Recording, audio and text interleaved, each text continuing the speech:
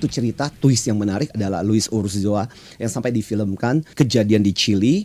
Selama 70 hari ada 33 penambang yang kemudian tertimbun di mana mereka harus bagi jatah makanan, dan berkat kepemimpinan Luis Urzúa itu adalah foreman-nya. Jadi kayak kepala rombongan pada waktu itu, akhirnya kemudian 33 orang ini bisa selamat. Siapa yang minta diselamatkan terakhir? Yeah.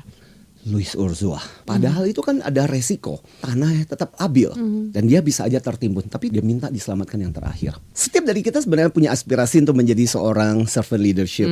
Cuman kadang-kadang gampang secara teori dan praktiknya biasanya egonya muncul. Yes. Nah, celakanya juga ada masyarakat di sekitar kita punya konotasi yang namanya pemimpin itu dia harus dilayani. Dan itu yang kemudian membuat akhirnya mereka dalam sosok yang seperti itu menjadi boss leadership. Jadi butuh kesadaran, butuh si pemimpin itu sendiri juga untuk mengajari anak buah mereka bahwa nggak apa-apa, saya sebagai seorang pemimpin pun saya harus membantu dan mensupport kalian. Ini sebenarnya adalah konsep yang diperkenalkan sejak tahun 1970-an ketika buku tentang servant leadership ditulis oleh Robert Greenleaf muncul. Jadi definisi servant leadership adalah, dia bilang, itu adalah pemimpin yang mau melayani, bukan minta dilayani atau minta untuk dihormati. Bukan gila kekuasaan, tapi ketika mereka berkuasa, ketika mereka dipilih dan naik pangkat, posisi atau kekuasaan itu dipakai supaya menciptakan organisasi yang makin sejahtera. Kalau kita lihat lebih jauh terminologinya Robert Greenleaf itu, jika kamu melihat alasan untuk jadi pemimpin itu adalah supaya orang-orang bisa layanin kamu, maka dikatakan kamu bisa jadi penguasa dan ngatur sana sini. Kamu nggak tepat disebut sebagai seorang pemimpin. Seorang servant leader itu care, tapi bukannya nggak tegas. Di satu sisi dia fokus dengan deadline, di satu sisi dia memiliki ketegasan, karena ingat, seorang tua yang baik tidak selalu memberi, kadang-kadang dia bisa jawab dalam tanda petik anaknya karena dia cinta, karena dia sayang.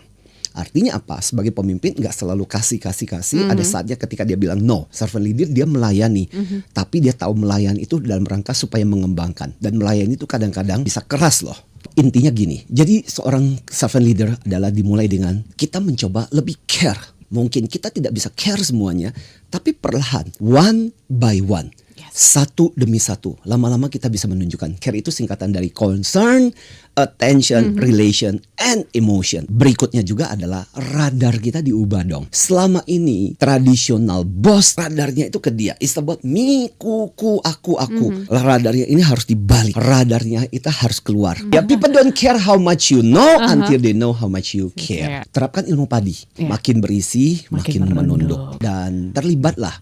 Justru kita selalu salut dengan pimpinan yang rendah hati, dan luar biasanya adalah banyak pemimpin yang sukses berhasil sangat-sangat rendah hati. Remember, karena kita mau melayani, people will not forget us.